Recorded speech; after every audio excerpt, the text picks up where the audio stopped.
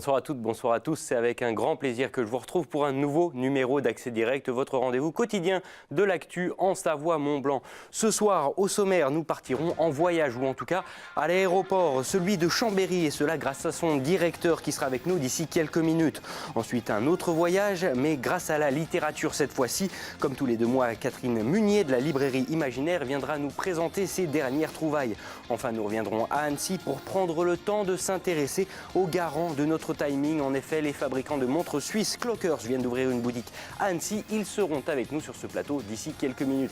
Mais comme d'habitude, on commence cette émission avec les titres qui seront développés d'ici une petite demi-heure dans le JT. Et pour ceci, Clémence est avec nous. Salut Clémence. Salut Manu.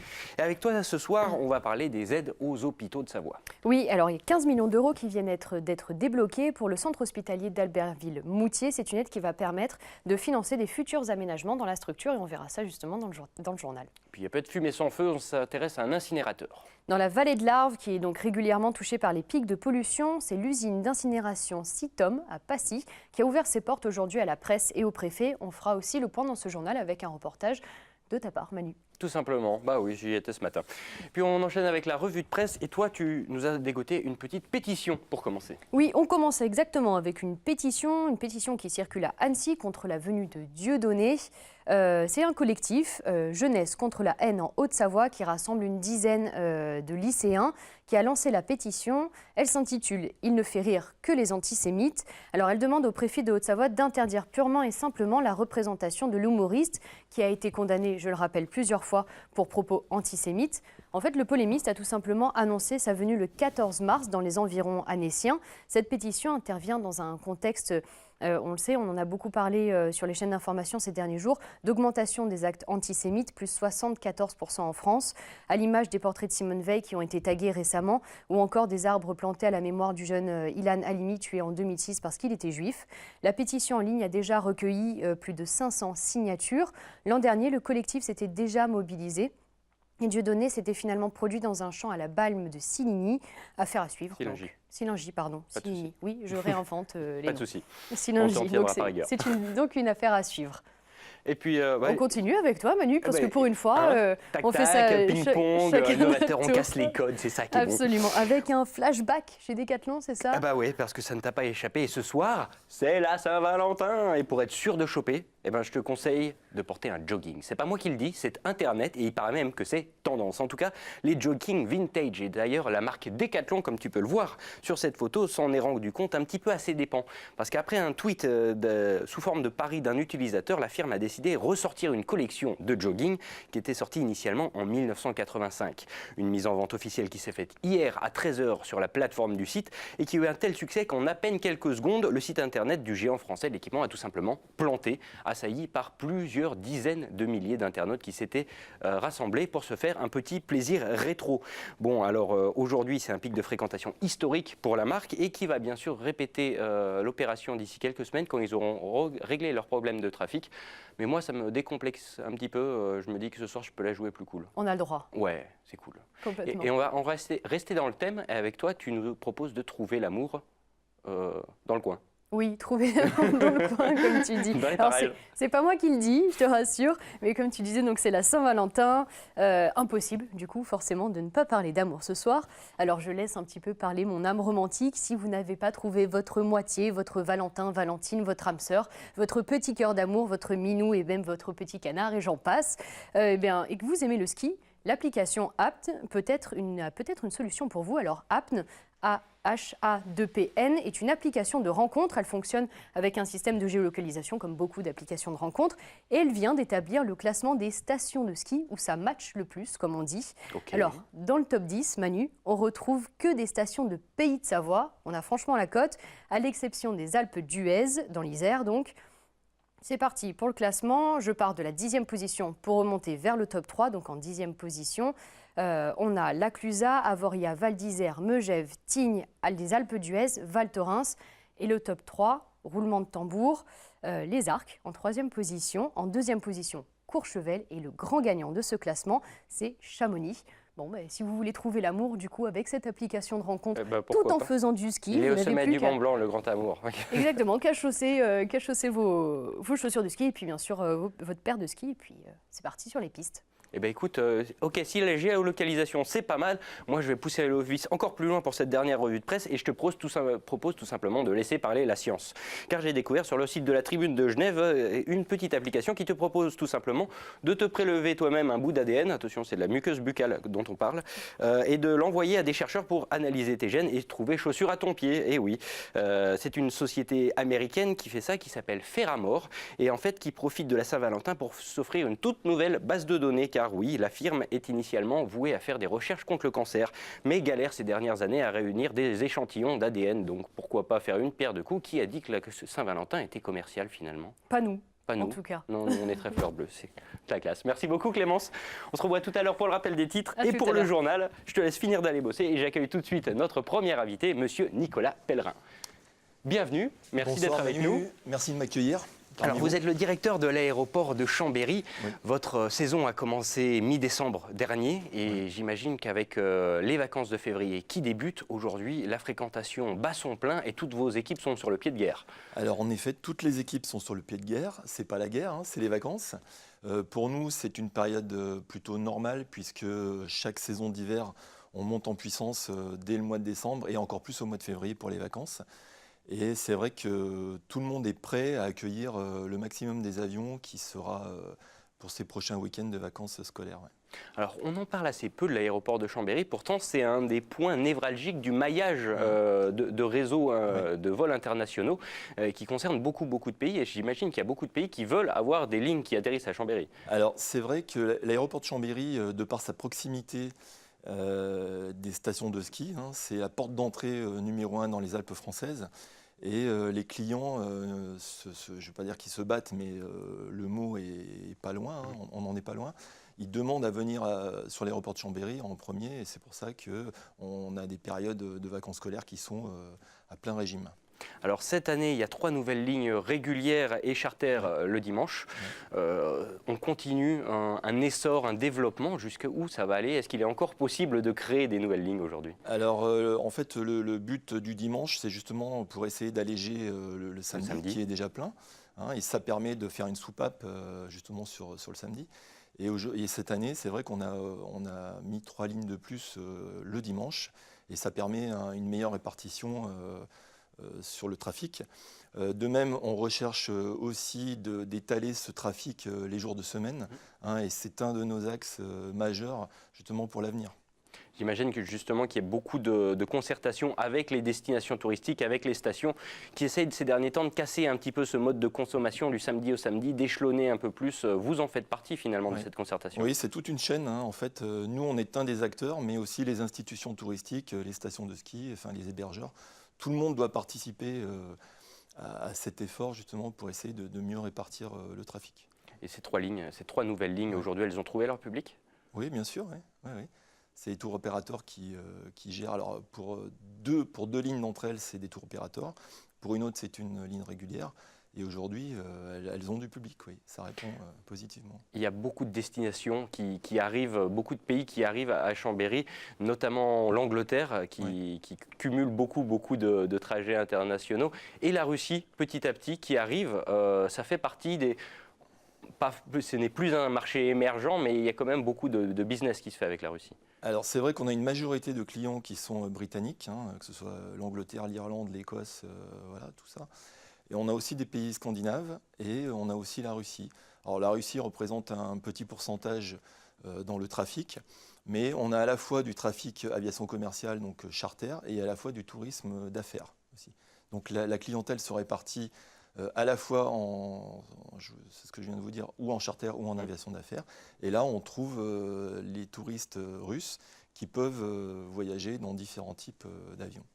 C'est une clientèle qui est destinée à se multiplier ou en tout cas qui est en essor en ce moment? Alors oui, c'est en essor. Le trafic aviation d'affaires est en croissance d'année en année et avec une meilleure répartition que le trafic commercial puisqu'on arrive à le répartir mieux sur les jours de semaine aussi.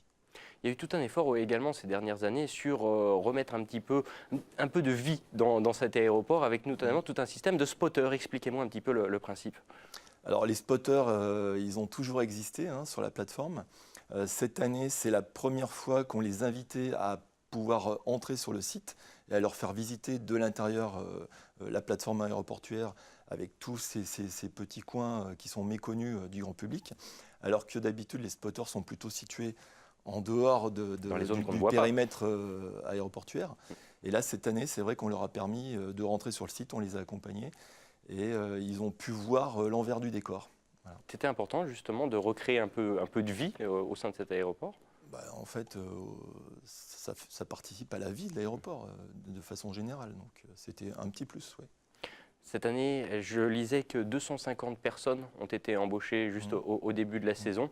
Vous arrivez à un rythme de croisière, si on peut dire, ou on imagine déjà les années futures avec davantage de personnel Le rythme de croisière, on l'atteint effectivement avec c'est même plus de 250 personnes qui travaillent sur le site. Hein, en travailleurs directs sur l'aéroport, c'est 300.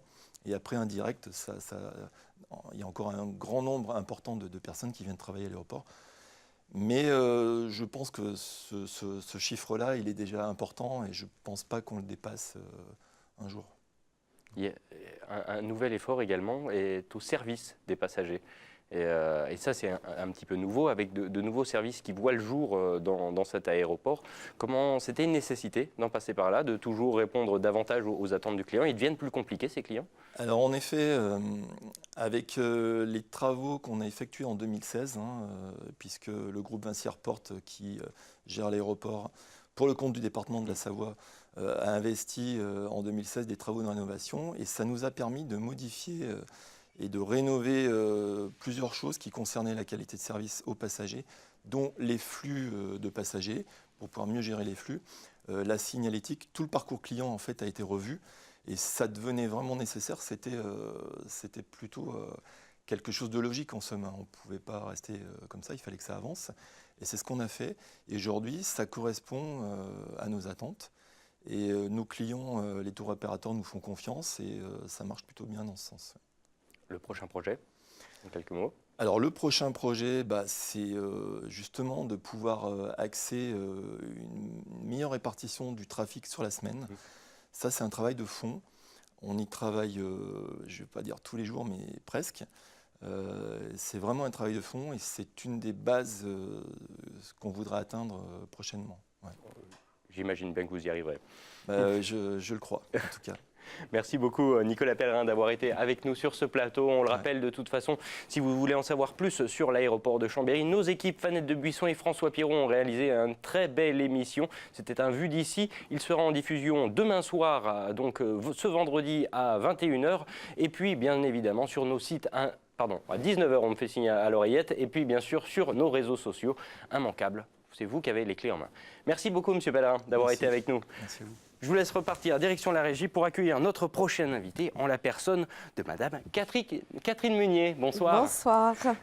Merci d'être avec nous. Merci Grand retour. à vous Ça faisait un petit d'accueillir moment. les livres, oui, de moi. Et alors ce soir, vous nous parlez de 3 petites trouvailles qui sont à l'honneur dans la librairie imaginaire, Tout à fait. à commencer par Le voyage du canapé-lit. Et là, c'est un petit cas particulier puisque finalement, c'est presque un local de l'étape qui a écrit ce livre. Alors non, c'est pas local, Pas presque, loin, c'est un pas loin, Auvergnat. hein. C'est un Auvergnat, donc c'est vrai, c'est notre région Et il maintenant. me semble l'avoir eu comme professeur à Grenoble. Oui, tout à fait, il a été enseignant à Je me disais l'université de bien. Grenoble et je pense que ça devait être un bon enseignant. Enfin, Et j'en ai des bons souvenirs. J'imagine, parce que c'est un excellent écrivain en tous les cas.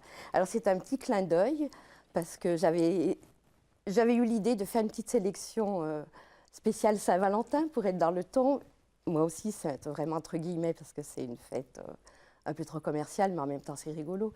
Et je m'étais dit, bon après tout, je vais parler de romans d'amour, mais pourquoi pas mettre un roman très drôle, parce que c'est aussi faire un cadeau que de rire.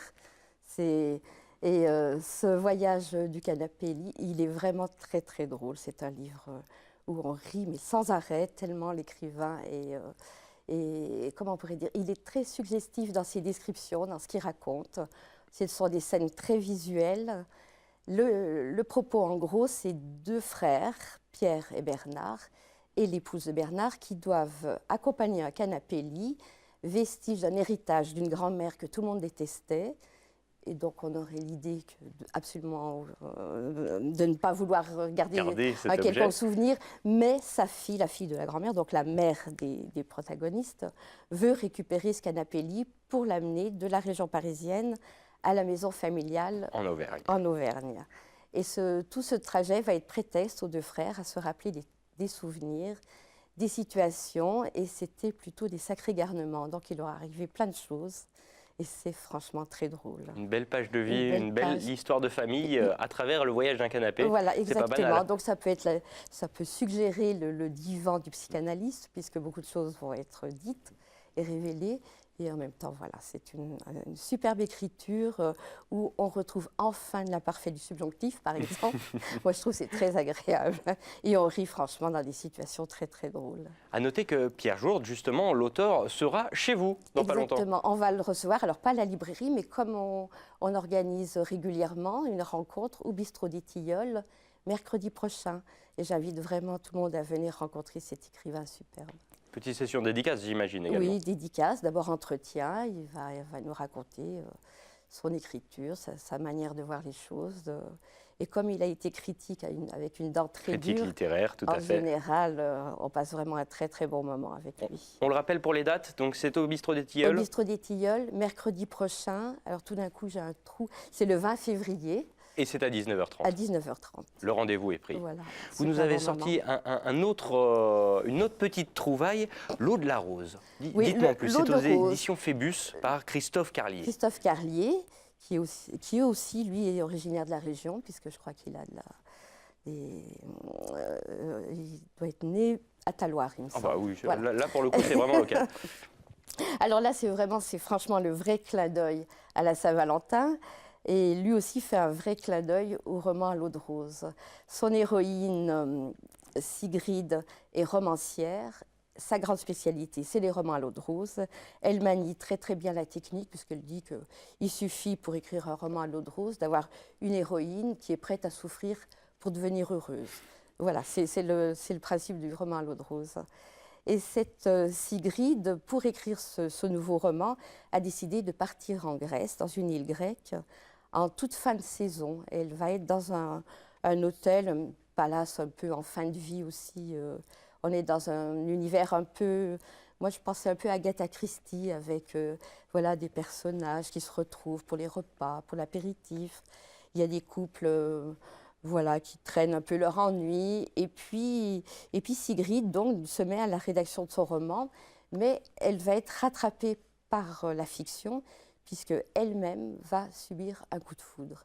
Et un coup de foudre pour une jeune fille, un peu étrange, à la silhouette un peu à la Amélie Nothomb. C'est une jeune fille C'est une vraie gothique, catharsis en fait ce livre. Oui, tout à fait.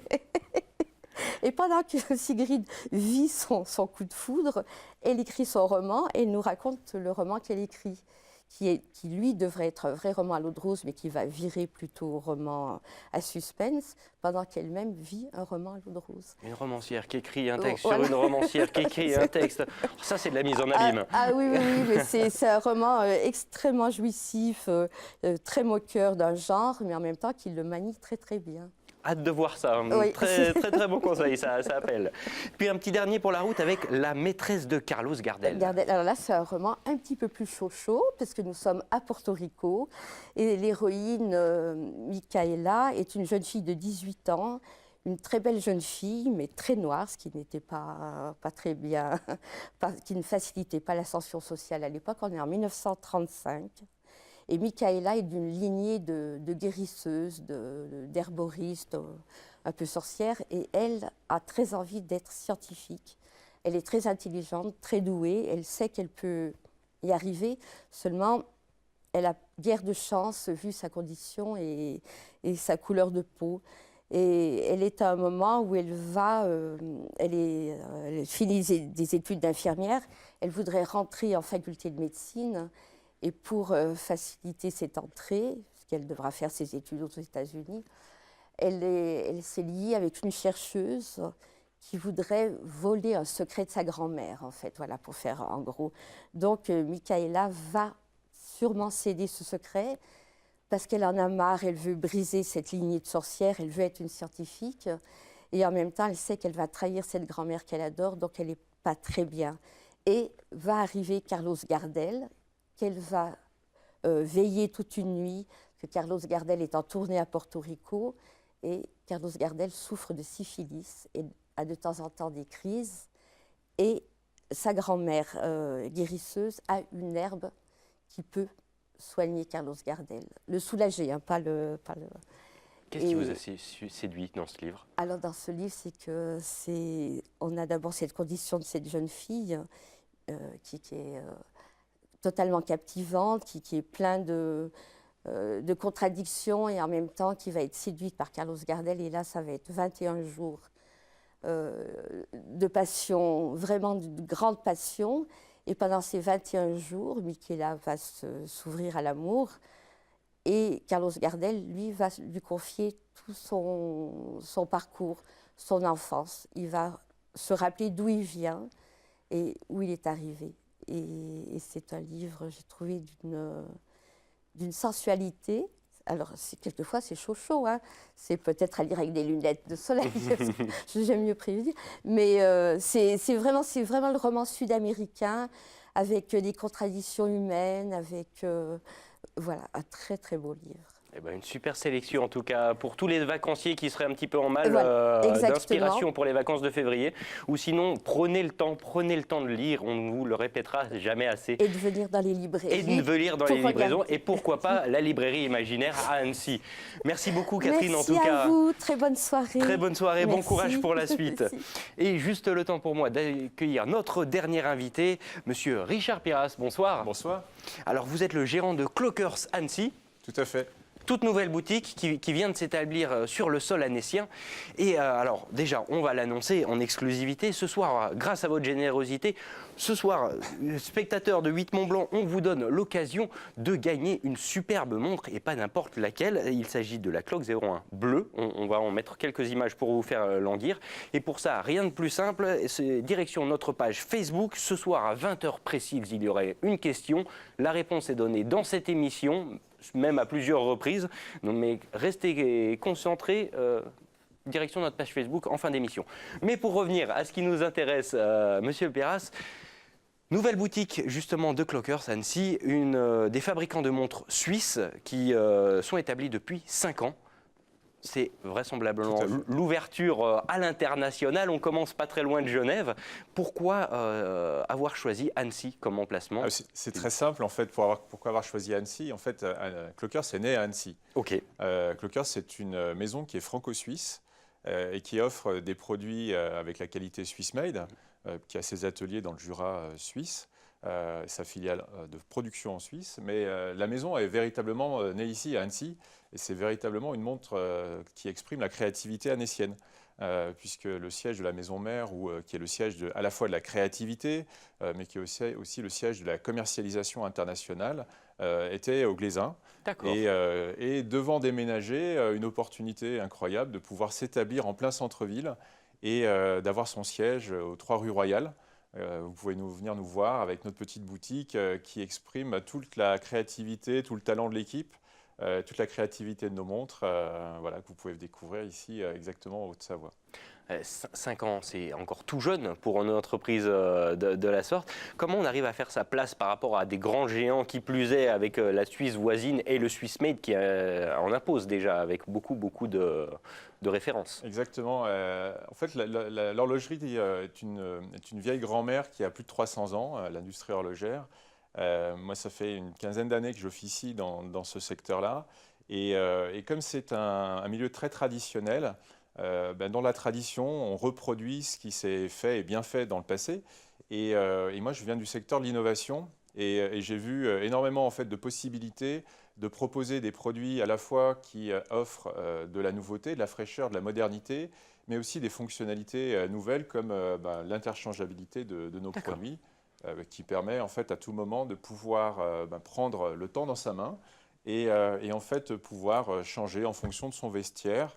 De pouvoir la porter à la fois au poignet, mais vouloir la porter un peu en montre au gousset. On a des petits accessoires qui nous permettent de varier totalement l'usage et de se réapproprier son temps à soi, en fait. Voilà. Il y a une grosse partie justement des énergies et du budget de votre firme qui est consacrée justement à la recherche et au développement. C'est un facteur vraiment majeur pour vous. Tout à fait. Clockers, pendant 3 ans et demi, en fait, a énormément consacré d'argent et investi dans la recherche et le développement, et en particulier ici à Annecy, puisque toute la propriété intellectuelle est dans la maison mère qui est ici en Haute-Savoie. Et ça a demandé énormément d'efforts, de compétences aussi en interne, mais aussi à travers tout le réseau de prestataires qui nous entourent et qui nous accompagnent dans le développement de nos produits. Justement, j'imagine que la recherche et développement, c'est un facteur important. Est-ce qu'on arrive encore à faire évoluer ces objets qui, vous le disiez, sont centenaires au niveau de la praticité, de l'élégance, certes, mais au niveau de la technicité, est-ce qu'il y a beaucoup de nouvelles mises à jour? L'enjeu pour le secteur industriel, dès lors qu'on fait un petit peu d'innovation, en fait, il est non pas dans la capacité technique à faire évoluer les fonctionnalités d'un produit, mais il est dans la maîtrise industrielle qu'il y a derrière. Nos produits sont fabriqués malgré tout en série. On emploie des processus et des techniques de fabrication qui sont, elles, pour la plupart traditionnelles.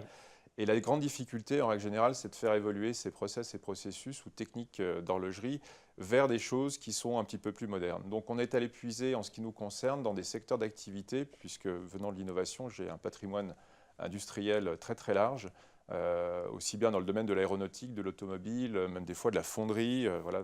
On est allé chercher dans les matériaux des capacités à faire qui sont non traditionnelles pour le coup dans le secteur horloger et qu'on a réimporté, on a fait un peu de transfert technologique, on a réimporté dans notre domaine, ce qui fait qu'on a des sous-traitants pour certains qui sont en Italie, d'autres en France. Tout n'est pas tout fait exactement en Suisse. Et on est allé chercher à chaque fois l'excellence dans le faire. Et le faire à l'échelle véritablement industrielle, c'est-à-dire la capacité à faire de la précision à chaque pièce, mais dans des grandes séries. Pour autant, pour se faire une place dans ce milieu, le label Swiss Made, ça reste un incontournable. Alors, quand il s'agit de lancer une activité comme Clockers à l'échelle internationale, puisqu'aujourd'hui on est présent dans 19 pays dans le monde en distribution, on a 300 boutiques multimarques dans le monde qui représentent Clockers, même si la première s'est créée très récemment ici à Annecy. C'est une entreprise qui est foncièrement internationale d'entrée de jeu et on vend aussi bien en boutique multimarque que aussi sur Internet. Clockers est né particulièrement en fait, commercialement via une campagne de financement participative. Et Clockers, c'est l'entreprise française, pour le coup, dans l'horlogerie, la plus titrée dans le financement participatif, puisqu'on a réuni en 3 campagnes plus de 2 millions d'euros. Alors j'y venais justement, le financement participatif, c'est une des bases de votre stratégie. Il y avait eu une première opération, mais vous remettez le couvert en 2019. On va continuer on a l'intention en tout cas de continuer dans cette logique, effectivement, puisqu'on souhaite continuer à proposer des produits qui ont un certain caractère d'innovation. Et le financement participatif est une excellente façon de tester en fait, auprès du public l'acceptation de la différence que l'on propose. Et on ne propose pas la différence juste pour la différence, on propose quelque chose qui va vers le bien-être, qui va vers le recentrage sur soi, avec les fonctionnalités qu'on offre. Et à chaque fois, c'est un accueil du public qui a été extrêmement favorable et puis spectaculairement important dans le monde entier. Et c'est pour nous un facteur de réassurance sur le fait que les idées que l'on peut former sur des montres modernes ou une horlogerie créative moderne a un taux d'acceptation qui est très très fort auprès du public. Alors, du coup, on peut vous retrouver où aujourd'hui exactement? Vous nous trouvez exactement 3 rue Royale. Nous avons aussi un autre point de vente qui est Grenet Shop, qui nous suit historiquement depuis le début ici aussi à Annecy. Et vous nous retrouvez dans les plus grandes villes du monde en général. Vous nous trouvez évidemment à Paris ou ailleurs. Mais concernant, je crois, le petit lot qui est en concours, vous pourrez le gagnant, le tirage au sort, je crois que c'est le 21. C'est le 21 février, tout à fait. Le 21, le gagnant ou la gagnante aura le plaisir de pouvoir la récupérer aux 3 rue Royale, ici à Annecy. Eh ben, en tout cas, le message est passé. On compte sur vous, téléspectateurs de 8 Mont Blanc.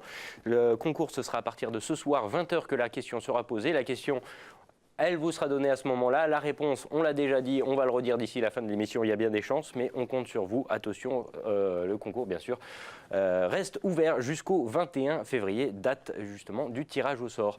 Monsieur Piras, merci beaucoup, Merci en tout cas, d'avoir été avec nous. Bon courage pour la suite et pour ces premières semaines, j'imagine, qui vont être intenses. Tout à fait, merci beaucoup. Bonne fin de Merci journée. beaucoup, à bientôt. Et puis pour le rappel des titres, je rappelle Clémence qui revient comme par magie et pour reparler justement des reportages qui seront développés dans quelques minutes à peine et notamment des aides aux hôpitaux. 15 millions d'euros qui viennent d'être débloqués pour le centre hospitalier d'Albertville-Moutier, une aide qui va permettre le financement de futurs aménagements de la structure. Et puis on passe côté vallée du Mont-Blanc, on reparle qualité de l'air et de l'incinérateur. Dans la vallée de l'Arve, qui est régulièrement touchée par des pics de pollution, l'usine d'incinération Citom à Passy a ouvert ses portes aujourd'hui à la presse et au préfet. On fera évidemment le point dans ce journal. C'est dans quelques minutes, c'est au journal télévisé. Restez fidèles sur 8 Mont-Blanc, on revient dans quelques minutes, c'est juste après la pub.